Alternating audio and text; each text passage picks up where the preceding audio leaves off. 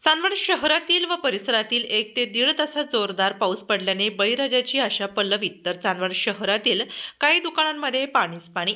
पावसाळा सुरू होऊन जवळपास 20 दिवस उलटले तरी मान्सूनने अपेक्षित गती घेतलेली नसल्याने शेतकरी वर्ग मात्र चिंतित आहे.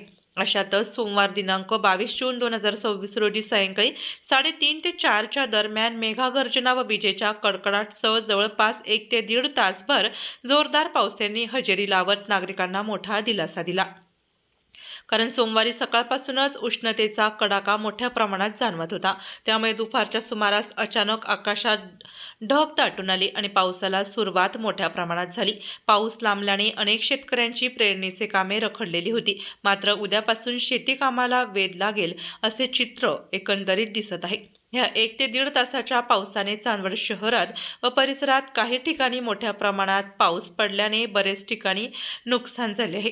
त्यामध्ये चांदवड तालुक्यातील भाटगाव येथील नूतन माध्यमिक विद्यालय या शाळेच्या भराडात व शाळेत पाणी शिरल्याने शिक्षकांचे व विद्यार्थ्यांची एकच धावपळ झाल्याचे दिसून येते.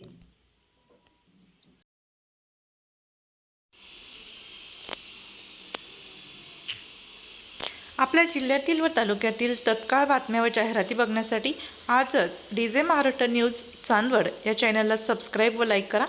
तसेच प्रत्येक ठिकाणी अनुभवी प्रतिनिधी नेमणे आहे, तरी संपर्क साधा 9822 49 99 40 89 83 1504 60. मुख्य संपादक देविदास जाधव.